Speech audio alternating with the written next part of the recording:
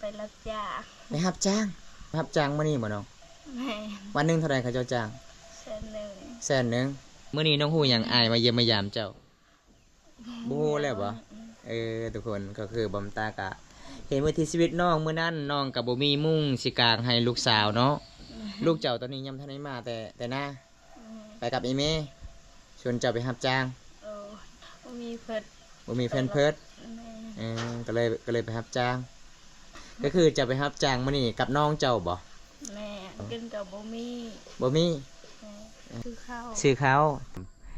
ผู้หญิงใจดีจากประเทศแคนาดาสะใภ้น้องแบบน้องไม่รู้ตัวเลยทุกคนแบบน้องบ่รู้จักอีหยังเลยจำนวนเงิน1,700,000 กีบทุกคนบอมตาก็จะได้มอบให้น้องเลย2 3 4 5 6 7 8 9 10 11 12 13 14 15 16 17คนหลายเด้คือเฮาบ่มีเงินคือ17 ล้านเนาะล้าน7คือ17 ล้านแบบเฮาเขตชนบทก็คือบ่มีเงินบ่มีคำทุกคนเด้ได้เงินหลายปานนี้ก็บ่แม่นเรื่องง่ายคันเจ้าไปรับจ้างมีแต่ใบนี้เนาะ1วันเนาะคันไปเฮ็ด2วันก็ได้แต่ซำนี้เต็มปากบอมตาก็สิได้มอบให้น้องเลยเอาดีใจบ่น้องดีใจขอบใจผู้ใหญ่ใจดีเด้อขอบใจผู้ใหญ่ใจดีจากประเทศแคนาดาจากประเทศเทวดาให้ทำบุญค่อยให้ค่อยอีกแม่ให้ใช้น้ำมันรถเบิ่งนี่พี่น้องความใจดีของเพื่อนกับเป็นเรื่องง่ายเด้200,000 กีบกับเป็นเรื่องง่ายเลยทุกคนเลยบอมตากะก่อนอธิบายน้องกะจิตใจก็คือมันงามน้องก็จะได้มอบให้บอมตานี่คือเงินที่อายกะบ่ได้เอาน้องเด้อขอให้น้องซื้อเสื้อผ้าใช้น้ำมันรถให้ค่อยใช้น้ำมันรถแม่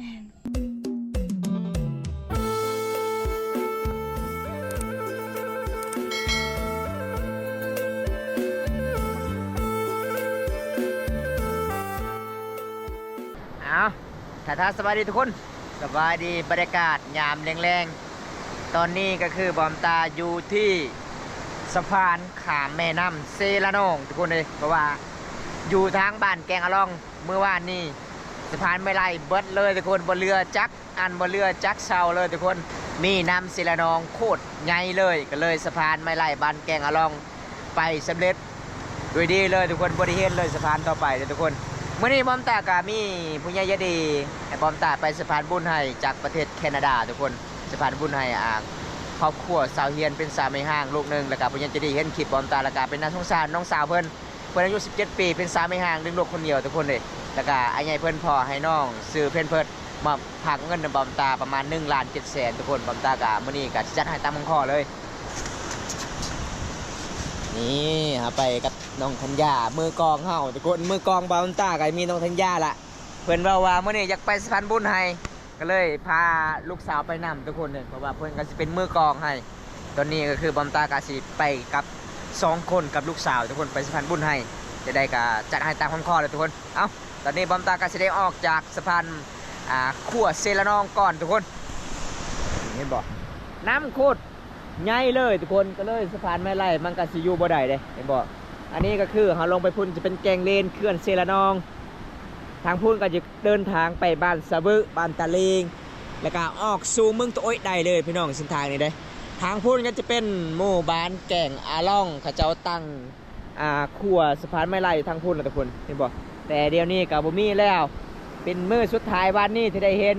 คลิปที่แบบสะพานไม่ไล่นำเอาไปทุกคนประว่าฝนตกในหมู่บ้านเฮาหลายมื้อหลายวันแล้วตอนนี้บอมตาก็แสดงออกจากนี่ก่อนคนจะได้กะไปสะพานบุญนำกันพี่น้องเพราะว่าตอนนี้ประมาณ2 โมงแรงแล้วทุกคนไปนำกันเลยพี่น้อง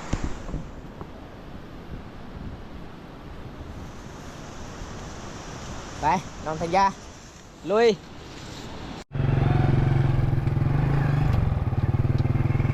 เต็มที่มื้อนี้จัดให้ตามข้อผู้ใหญ่ใจดีผู้ใหญ่ใจบุญจากประเทศแคนาดาทุกคนเลยเอากลับไปสะพานบุญ2 คนกับลูกสาวน้องธัญญาก็อยากทำบุญน้ำกันเอาเดินทางในหน้าพ้นก็คือแบบนี้แหละจะได้ก็สู้ๆ2 พ่อลูกทุกคนเลยไปสะพานบุญให้ผู้ใหญ่ใจดีจากประเทศแคนาดาหลังจากที่บอมตาไปมาเอาเงินแต่เมืองสิโกนแล้วก็ลูกสาวจาก เลยพาลูกสาวไปทุกคนคันสิลงนี่เบิดเลยเพราะว่าเขาออกจากหมู่บ้านนอกที่สุดกลับตัวเมืองก็คือแบบนี้แหละพี่น้องเลยเส้นทางมันก็ในหน้าฝนมันก็สิลำบากเข้าไปช่วงนี้ก็ช่วงฝนตกบ้านเฮาฝนตกหลายเลยบ้านเฮา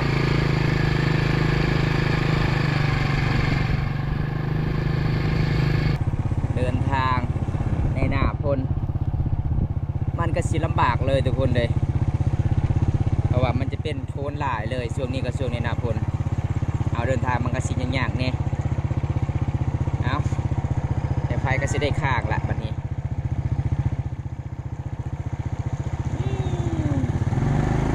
สุดยอดเส้นทาง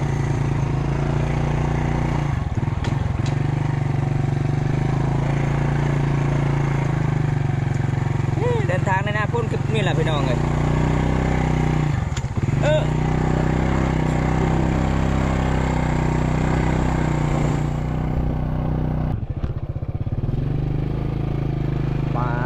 ไปเสียหอดหมู่บ้านน้องทุกคนกะมาเป็นเรื่องง่ายเลยเราเดินทางในหน้าพุ่นหมู่บ้านนอกสุดกับตัวเมืองวันนี้บอมตากาสิได้สิพันบุญให้ผู้ยังใจดีจ้ะ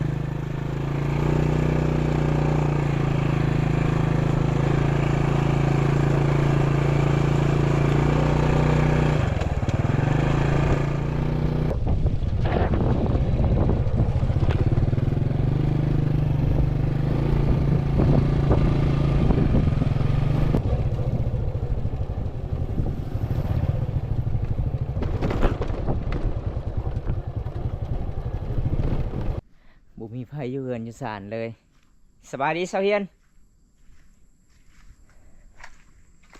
มีคนอยู่เฮือนบ่เสาเฮียนเงียบเลยทุกคนเลยอันนี้ก็คือเป็นบ้านน้องทุกคนเป็นบ้านเสาเฮียนเพื่อนเป็นสาวไม่ห่างอายุยังน้อยทุกคนเลยได้ลูกหนึ่งแล้วก็มีผู้ใหญ่ใจดีจากประเทศแคนาดาติดต่อทบอมตาแล้วสงสารลูกสาวเพิ่นยังน้อยทุกคนก็เลยไอ้ใหญ่เพิ่นก็ให้บอมตาไปสะพานบุญให้เพราะว่าช่วยน้องซื้อนมทุกคนเลยบอมตาก็รู้สึกดีใจหลายมีผู้ใหญ่ใจดีจากประเทศแคนาดาให้บอมตาไปสะพานบุญให้ได้เมื่อนี้ก็คือบอมตาก็สิได้มาฮอดเฮือนน้องบอมตาก็สิรอท่าน้องบางทีน้องก็สิออกให้ทุกคนอยู่เฮือนน้องก็บ่มีไผเลยทุกคนเมื่อนี้ก็ขอบคุณหลายอ้ายจากประเทศแคนาดาที่ให้ค่าน้ำมันรถการเดินทางมื้อนี้ทุกคนการเดินทางมื้อนี้ในหน้าฝนก็สิลำบากแน่เพราะว่าบอมตาก็รู้สึกดีใจหลายที่ได้ใช้น้ำมันรถเต็มในการเดินทางแต่มือสิโบนไปเอาเงินทุกคนเลยเอาเงินของน้องบอมตากะสิรถทาน้องก่อนจัดให้ตามห้องขอเต็มที่เลยมื้อนี้ทุกคนคำบริโภคน้องก็คือบอมตากะสิบ่ได้กลับบ้านเนี่ยทุกคนต้องทาน้องจุดนี้ก่อนตอนนี้ก็ประมาณเวลาบ่าย2 โมงเลยทุกคนบอมตาหากมาแต่เมืองสิโบนทุกคนเอามาทาน้องบางทีบอมตาก็สิเมื่อประมาณ6 โมงแรงละเอาทุกคนตอนนี้กะน้องก็สิได้มาแต่หน้าเลยทุกคนเดี๋ยวบอมตาก็สิได้ไปเข้าเฮือนน้องต่อคือเก่าเด้หลังจากบอมตามาแต่1 โมงก็น้องก็บ่ได้มาแต่เฮือนบ่ได้มาแต่หน้าทุกคนเลยตอนนี้ประมาณ5 โมงเลยเด้อทุกคนเลยรอถ่าจนค่ำเลยเมื่อนี้เดี๋ยวเห็นน้องกำลังอาบน้ำอยู่ตัวนี้ทุกคน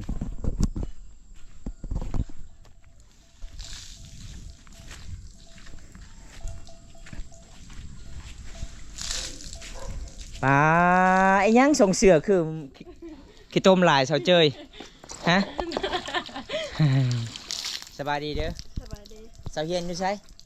มากันบ่หากันมาดำหน้าโอ้ทางควายบ่ได้มาเมื่อนี้แสดงว่าน้องสิมาประมาณ6 โมงบ่อ๋อเอาทุกคนอันนี้น้องเป็นสาวดำหน้าเลยทุกคนดำหน้าโน่นเด้ อันนี้คือน้องป้าขี้ต้มหลายเลยสาวเจยเจ้าล่างก่อน เอาก็คือน้องสาวเฮียนเพิ่นก็จะได้อยู่เฮือนอยู่ศาลนะทุกคนเดี๋ยวบอมตาก็จะได้อนุญาตขึ้นมาเยี่ยมมายามน้องสาวเพิ่นก่อนตอนนี้น้องสาวเจยกำลังสิอาบน้ำไปทุกคนตอนนี้บอมตาก็จะได้มาฮอดเฮือนน้องแล้วเด้อทุกคน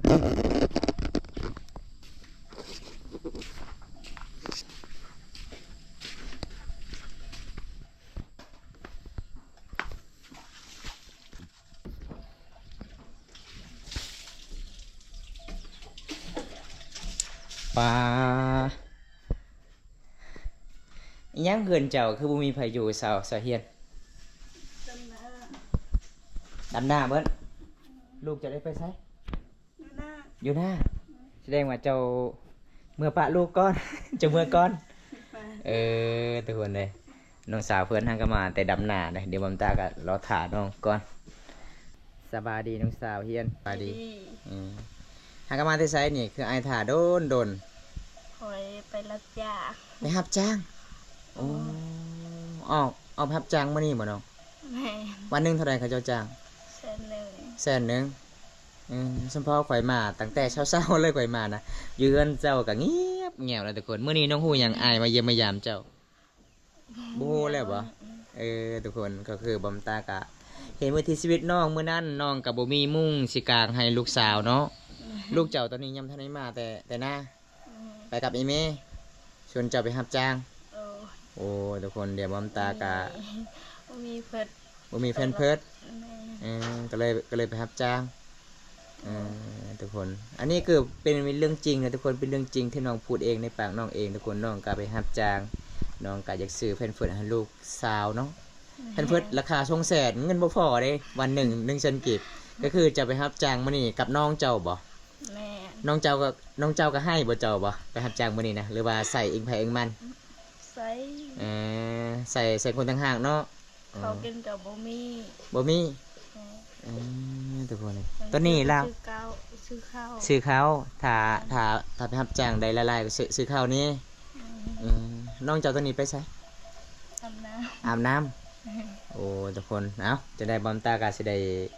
มาเยี่ยมมายามน้องบอมตากาสิได้จัดให้ตามคำขอผู้ใหญ่ใจดีจากประเทศแคนาดาเจ้าฮู้บอกประเทศแคนาดาเคยไปบ่ ำก็คือ ไม่เคยไปเลย ประเทศไทยก็บ่เคยไป เคยไป เคยไปแต่เมืองนอกเฮาเอาน้องจะว่าจังไดปิดน้ำเอาตอนนี้น้องก็สิได้ปิดน้ำก่อนทุกคนสมมติว่าคันอ้ายสิมีเงินสิให้เจ้าก็คือเจ้ากะสิบ่ได้ไปเฮ็ดงานได้บ่ฮะบ่ได้ไปรับจ้างได้บ่มื้ออื่นนะได้เนาะคันถ้ามีเงินไป เงินกับบ่ไป บ่ไปสิซื้อเพิ่นเฟิร์สก็คือซื้อมาราคาเท่าไหร่เนาะเพิ่นเฟิร์ส 50เพิ่นเฟิร์สน้อยบ่คันจะซื้อเป็นเก็ดใหญ่ๆก็ตกช่วงเส้นปลายเนาะ บ่มีเงินน้องก็สิได้ซื้อสบู่แน่ไปรับจ้างวันหนึง1,000กีบทุกคนเลย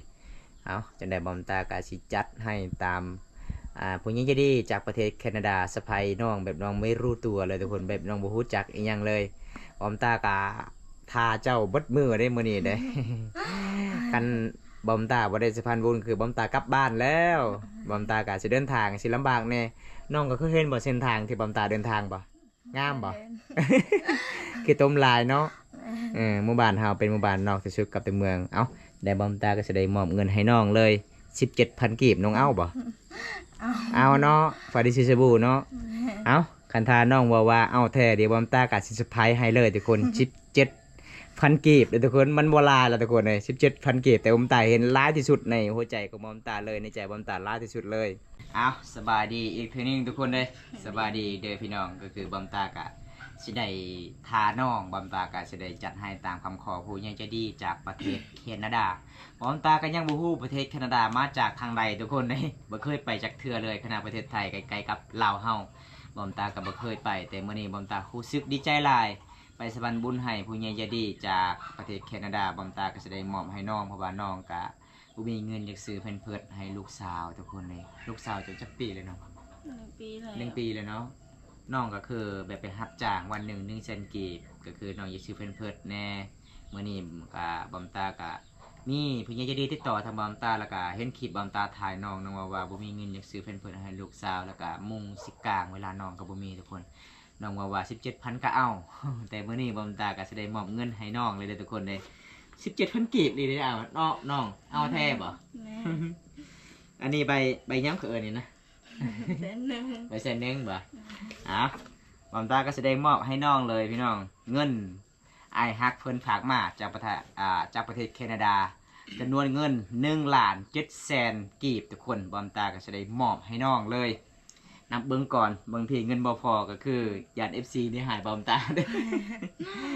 อันนี้ก็คือใบเส้นทุกคนใบเส้นกีบ1 2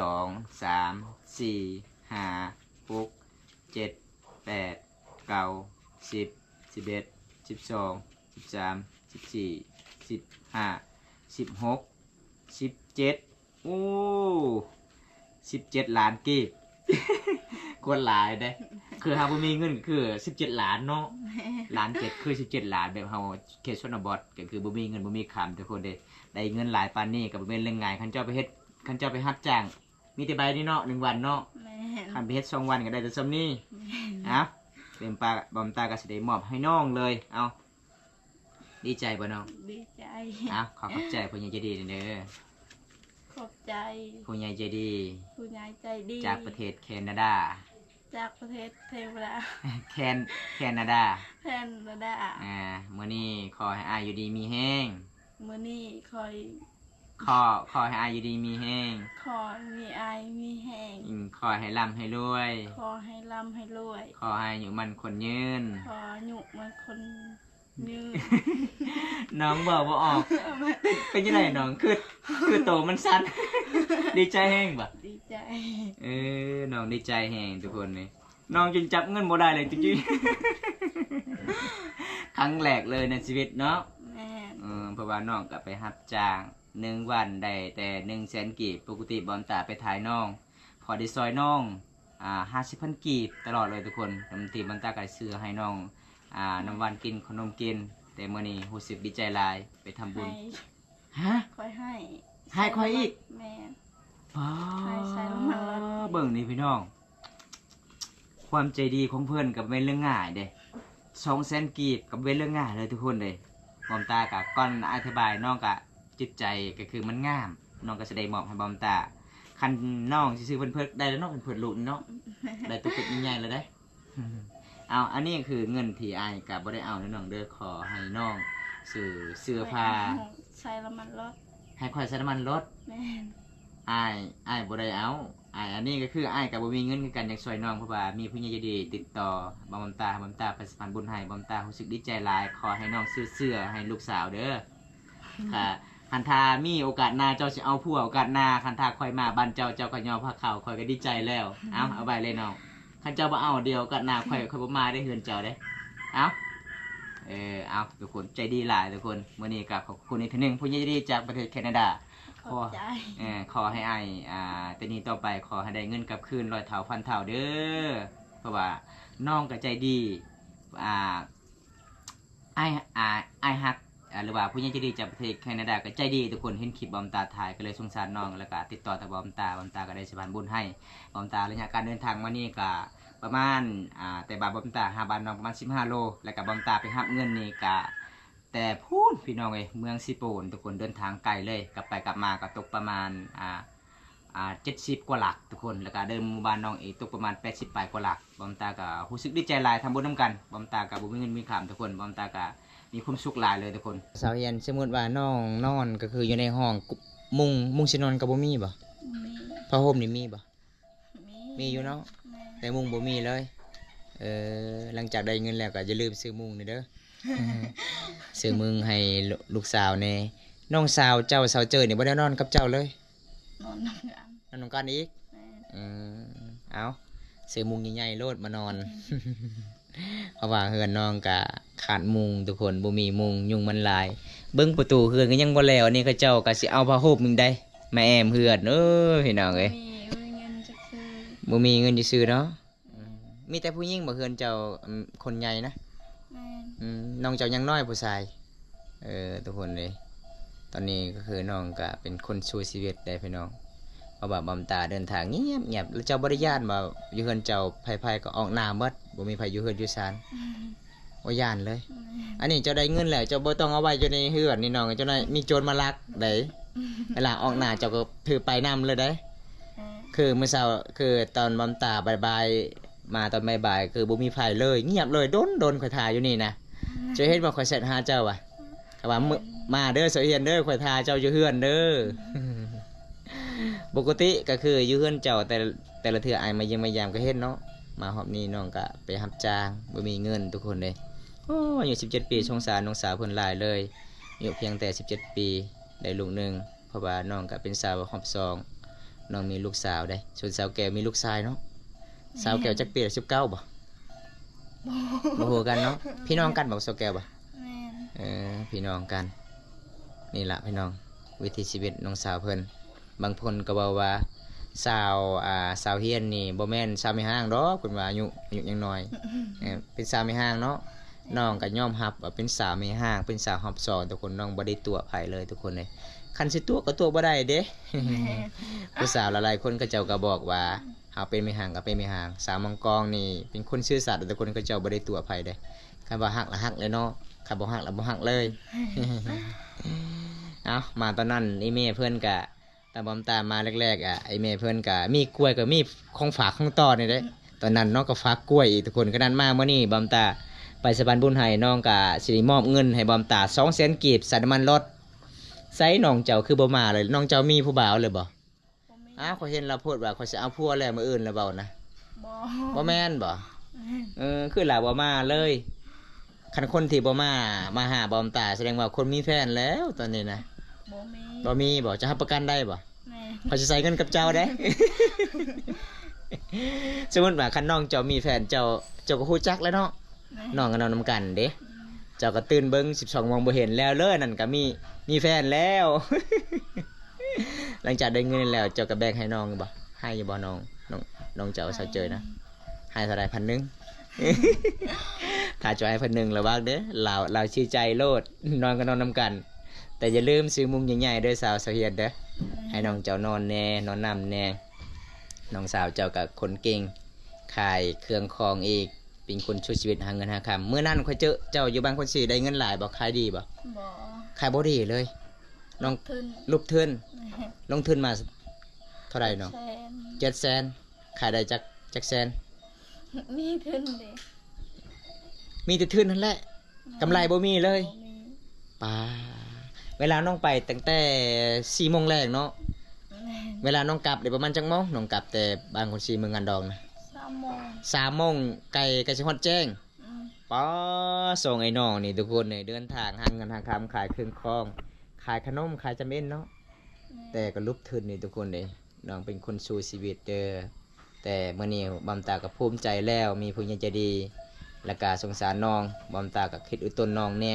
แล้วก็น้องก็มีน้ำจิตน้ำใจกลับคืนให้บ่าวบำตาอีก200,000 กีบบำตาก็สิบ่ได้เอาทุกคนสงสารน้องหลายเลยน้องก็บ่มีเงินบ่มีกำจะซื้อเพิ่นแล้วก็เสื้อผ้าให้ลูกสาวเพิ่นแน่รู้สึกตอนนี้ดีใจสุดๆเลยบ่ ดีใจ บ่คาดคิดเลยว่าสิได้เงินหลายปานนี้ ขึ้นเลย น้องบ่คิดบ่ฝันนะทุกคนน้องก็หากันมาไปรับจ้างสมมุติว่าถ่ายพอยแม่มาเจ้าสิบอกได้พอยแม่ เงินเพิ่นยังจะดีให้ แม่น เออก็คือไอ้ใหญ่เพิ่นก็เห็นคลิปบอมตาถ่ายน้องเป็นครอบครัวที่เลี้ยงลูกคนเดียวเนาะบ่มีเงินอยากซื้อเพิ่นเพิดทุกคนน้องอายุ16 ปีบ่จักปีจ้ะ17เลยเนาะ แม่น โอ้น้องอายุ17 ปีทุกคนน้องสู้ชีวิตไปรับจ้างอีกซื้อเพิ่นเพิดให้ลูกสาวอย่างน้อยอย่างปีหนึ่งทุกคนเพราะว่าบอมตาเดินทางเต็มมื้อเช้านี้เด้แต่บอมตามื้อนี้ก็สิได้ดีใจได้มอบในมือน้องแล้วทุกคนในการเดินทางตอนนี้ก็ประมาณ6 โมงแรงแล้วทุกคนเลยบอมตาก็สิได้สะพานบุญให้เลยเด้อผู้ใหญ่ใจะดีจากประเทศแคนาดาบอมตากับฮู้จักทางใดไปประเทศแคนาดา มีแต่ฮู้จักเมืองสิโปนเมืองน้องล่ะประมาณซำนี้แหละทุกคนเลย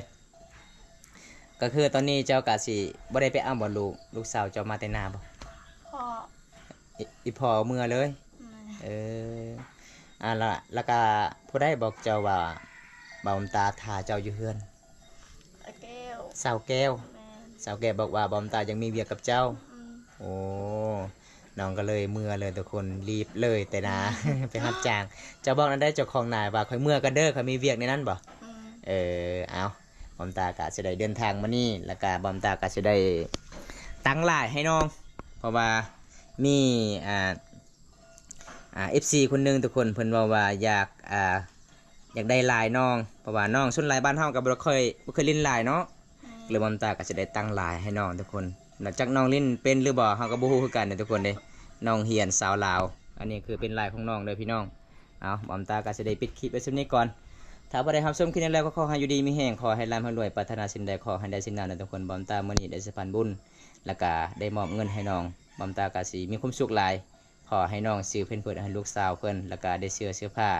เงิน1.7 ล้านน้องเวลาน้องหาเงินน้องโตสั่นตึกๆตักๆเลยได้ บ๊ายบายสิเด้อนะบ๊ายบาย